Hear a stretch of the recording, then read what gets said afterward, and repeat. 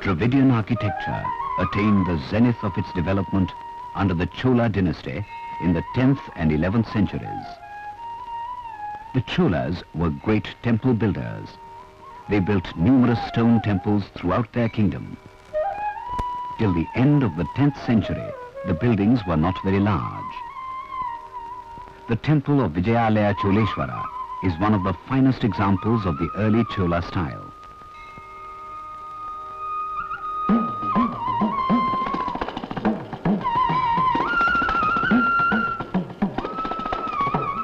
It has the unusual arrangement of a circular shrine within a square prakara.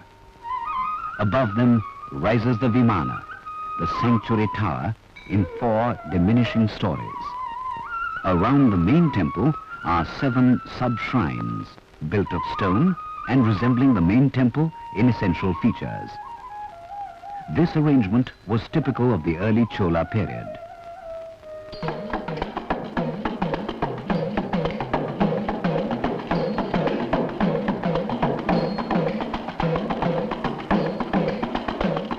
The temple of Nageshwara at Kumbhakonam is remarkable for the sculptures found in the niches of its outer walls.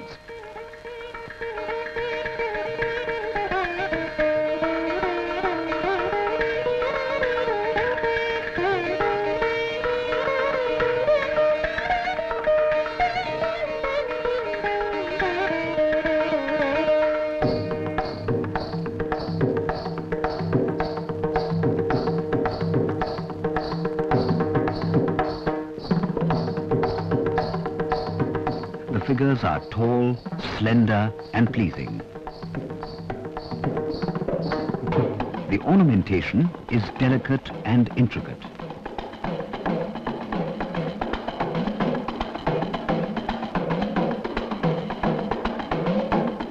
The temple of Koringanatha represents the next stage of evolution in Chola architecture.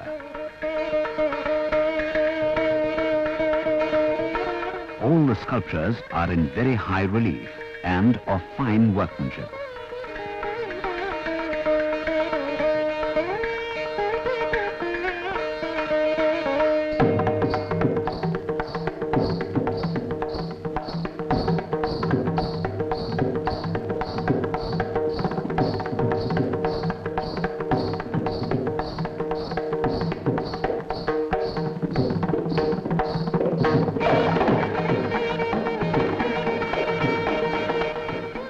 Koil is another early Chola temple complex, notable for the novelty of its architecture.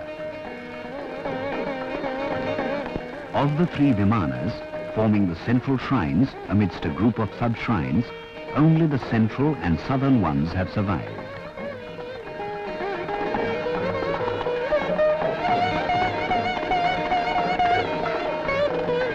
The principal shrines have been conceived as Padmakoshas, one of the lowest mouldings simulating the petals of a full-blown lotus.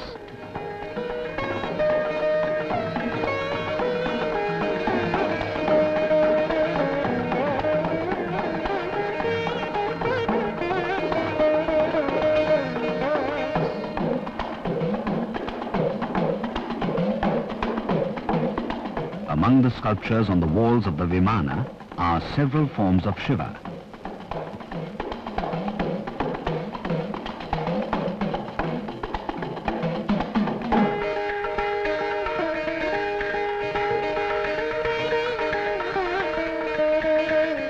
In the early years of King Rajaraja's rule, many temples of moderate size sprang up in different parts of his growing empire. One of the most remarkable is the Tiruvalishwaram temple.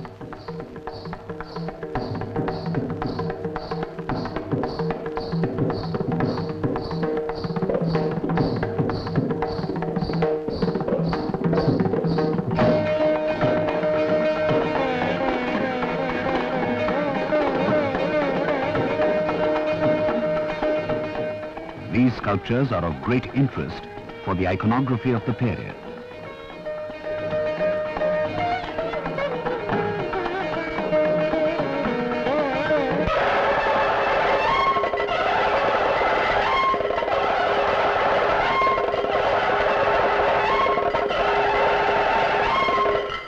Brihadishvara temple at Tanjavur is a landmark in the evolution of the building art in India.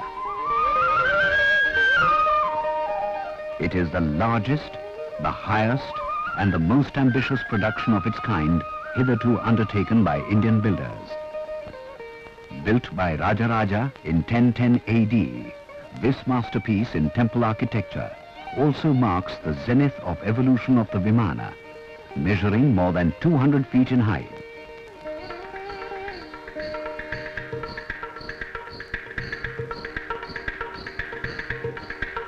The Nandi Mandapa contains one of the largest monolithic bulls known in South India.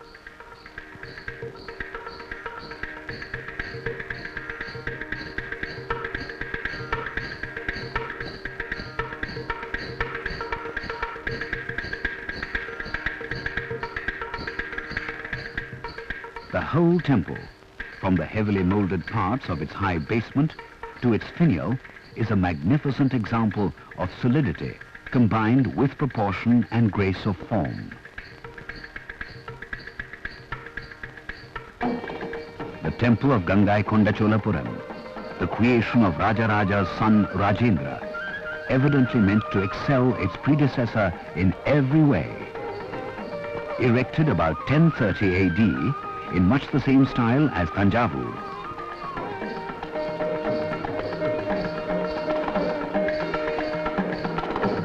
The largest of their kind in South India, these Dwarapalas suggest a parade of power. The ornate style of the sculptures marks an emphasis on the Gandhara aspect, as King Rajendra took special pride in bringing Ganges water to his capital as tribute from the kings of the north whom he had defeated in battles.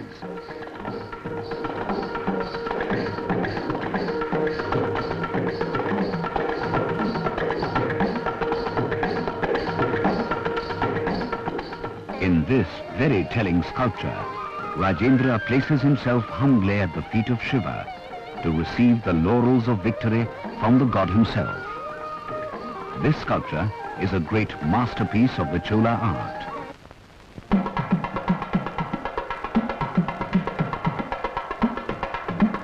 Darasuram is probably the richest Chola temple, both in decorative exuberance and artistic finish.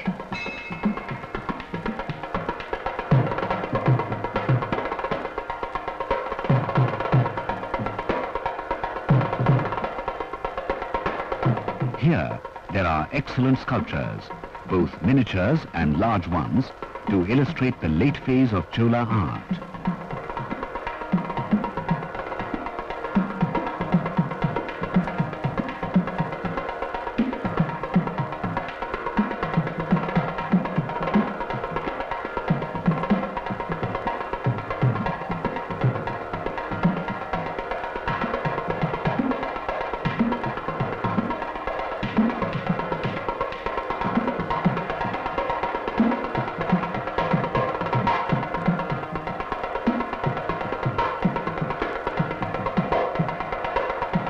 This exquisite carving of damsels with their garments slipping off is a sculptor's dream.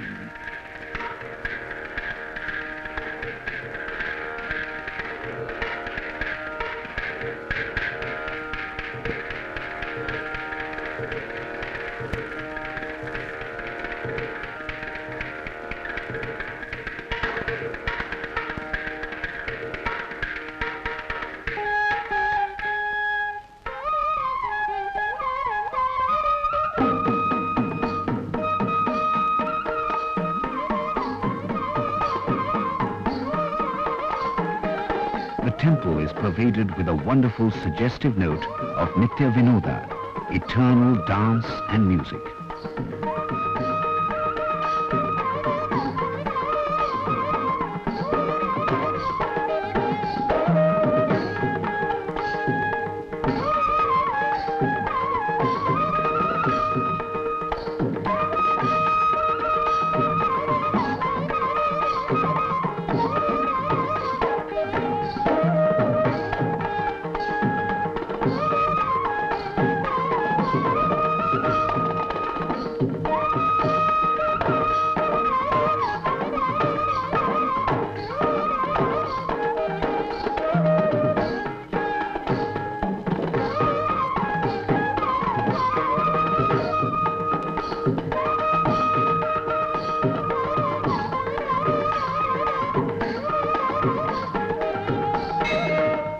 examples of late Chola sculptures are seen in the niches of the gopurams, the gateways at Chidambaram.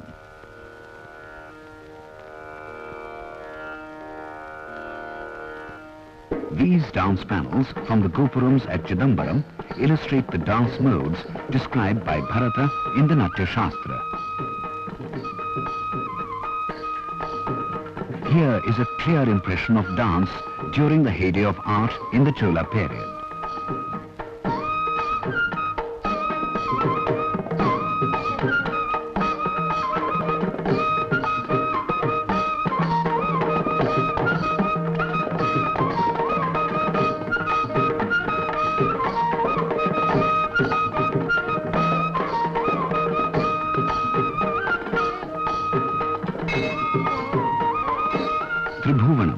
Is the last important temple belonging to the Cholas.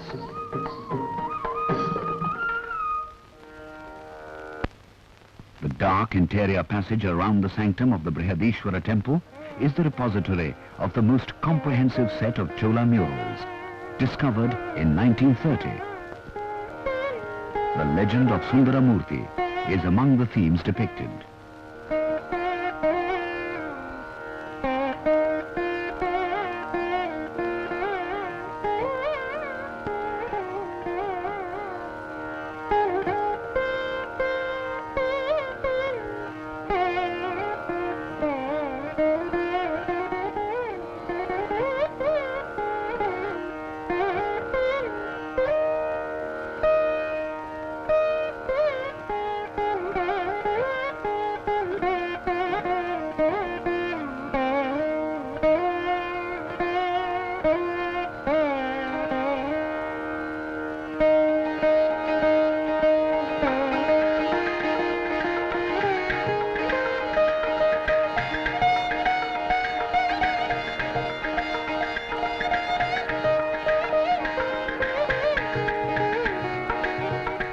Bronze sculpture of the Cholas holds a unique place in the field of art.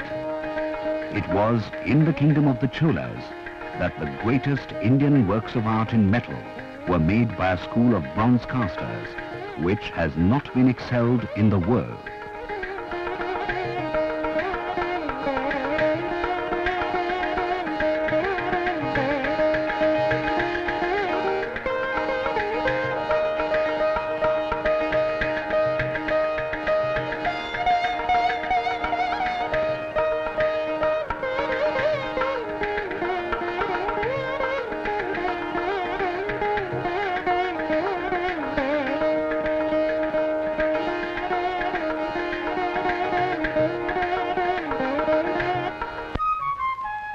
One of the most important and famous of all Hindu icons, the great image of Nataraja in the cosmic dance, is intimately associated with Chola bronzes.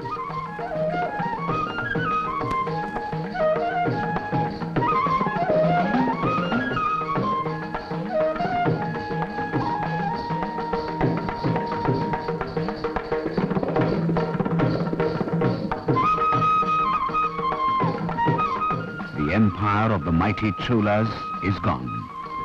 The art they created lives on.